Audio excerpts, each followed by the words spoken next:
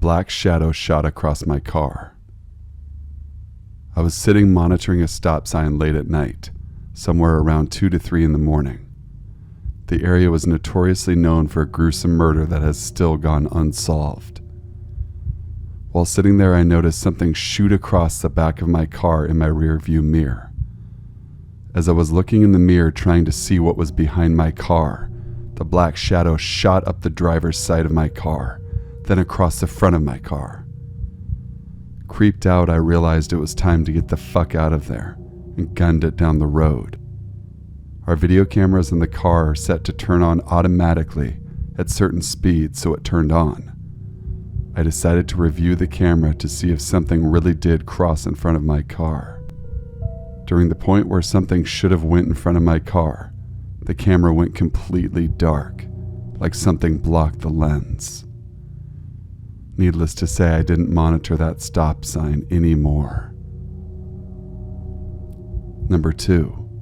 She wrote scripture on the wall in blood. My partner and I get a radio call of a welfare check to check on the welfare of a person. Ex-boyfriend called because he received text from his ex stating that she wished it would not have ended and that she could no longer go on without him. We get to his place, knock, pound on the door, no answer. We call and get an answer and hang up, so we hear it from the outside window and know she is in there. We say we are going to break the door down if she doesn't answer. We hear some slurred mess of speech. The door unlocks but doesn't open. We open the door to find a young woman wet, naked, pale as hell and swaying in one spot. Her hands are bleeding. We call a rescue ambulance and she is off to the hospital. Now to the creepy part.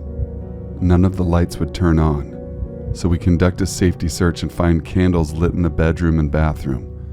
On the walls were Bible scriptures written in her blood and a tub of brown water.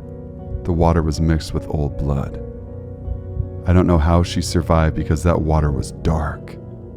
She'd been sitting in it for approximately 3 to 4 hours. Number 3. They tortured him and drained the blood from his body. A number of years ago, we were called to a body dumped in the stairway of a public housing building. As we arrive, we shove the floor mat into the door to prop it open. A nice young guy gives a hand and we secure the scene. The deceased has multiple mutilations about his body, slashes, stabs, and burns, even a bit of waffling, yet his clothes are bloodless. The medical examiner arrives. Body is completely drained. The corpse is fresh as no signs of decomp have set in. The detective arrives and the investigation begins. We remove the body and resume our duties. A month later, an arrest is made. Remember that nice kid that helped us with the door? He was a friend of the victim. He and the girl had been drinking with the victim. An argument started between them, so they beat the victim unconscious, tethered him to a chair, and proceeded to torture him for 2 days. After he died, they drained him in the tub, changed his clothes, opened the apartment door, and threw him down the stairs. In case you're wondering, there was 0 911 calls for the period of time he was being tortured. Those apartments are very close together. I would imagine 2 days of torture would make a bit of noise. Number 4. I heard a dead woman call for me.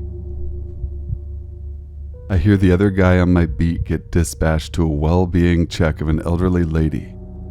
After a few minutes, the guy asks for a supervisor.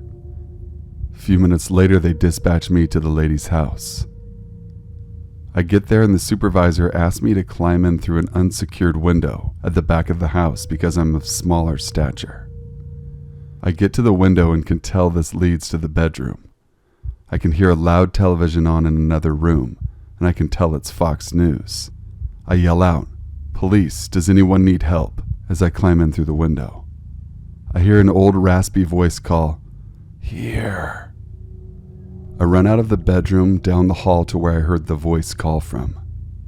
From the living room, I see a lady laying face down in the dining room area. I call out to her, "Ma'am, did you fall?" "Where are you hurt?" I run to her and see she is not moving. I touch her hand and it is ice cold. She's dead, been so for a few days. I unlock the door and let the supervisor and the other officer inside. I tell them I heard a voice and we need to check the entire house. No one else was in there. I know the TV was on, but I could tell it was the news and heard the voice over it.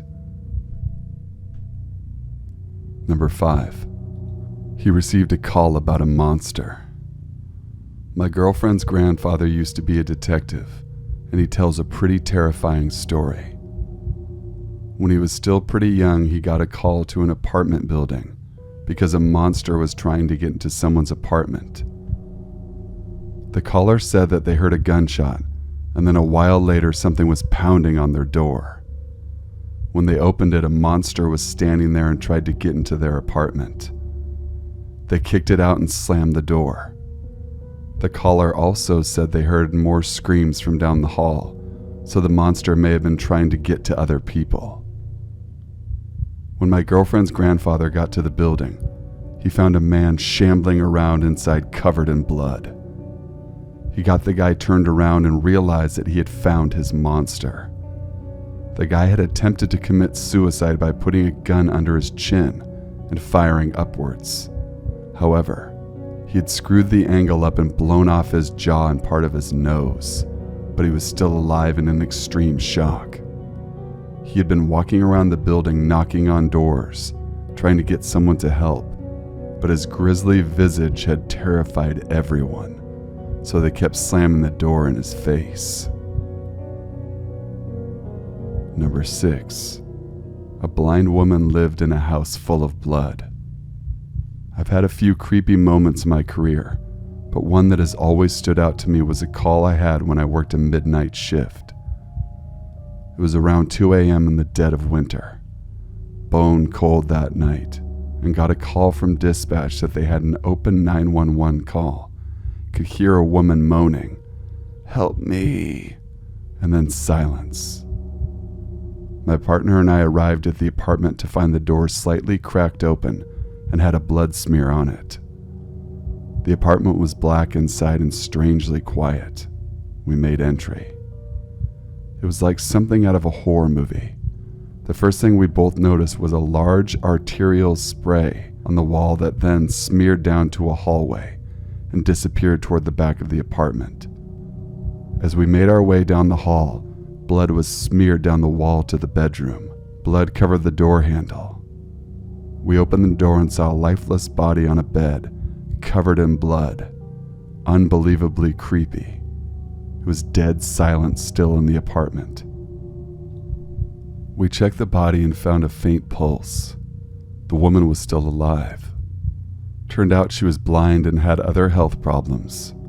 She had a shunt in her arm, which she had managed to pull out. By mistake, we later found out, and she started bleeding out everywhere.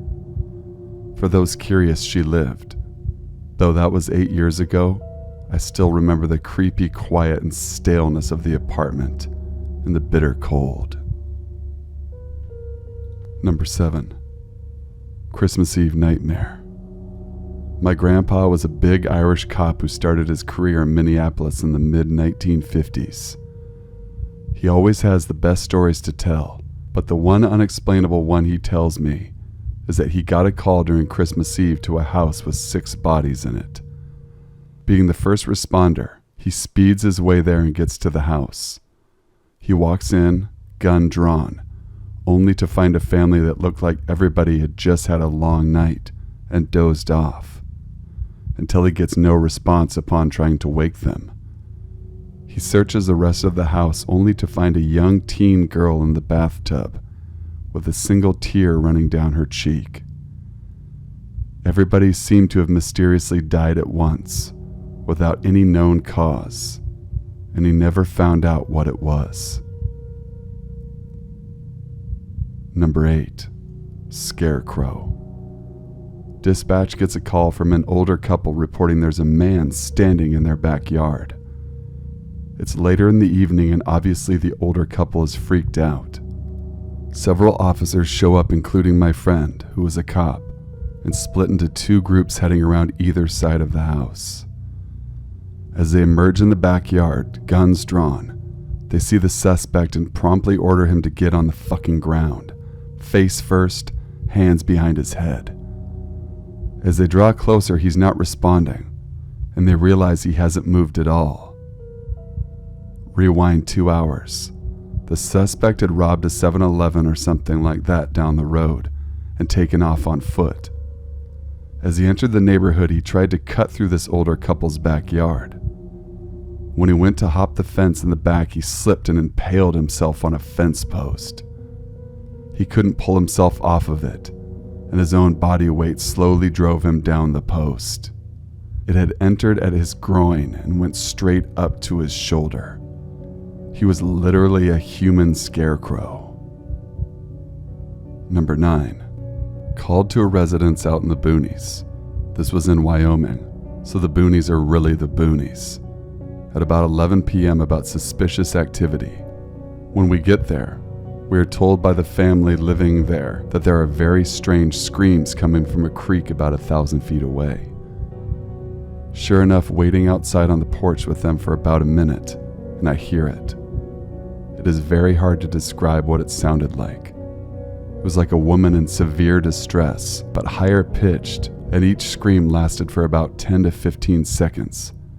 Never sounded like it was saying anything. It just sounded like a cry of sheer terror, and it repeated again.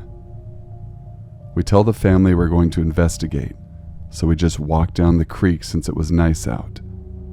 We hear about 2 more screams getting louder as we approach the creek. By now, we're both kind of freaked out. There are 2 possibilities. Someone is getting murdered or maimed in the creek bed, or it's a wild animal. As we approach the creek bed, we hear no screams for 5 minutes. We search around and find nothing, yelling at the top of our lungs for somebody to come towards if they are there.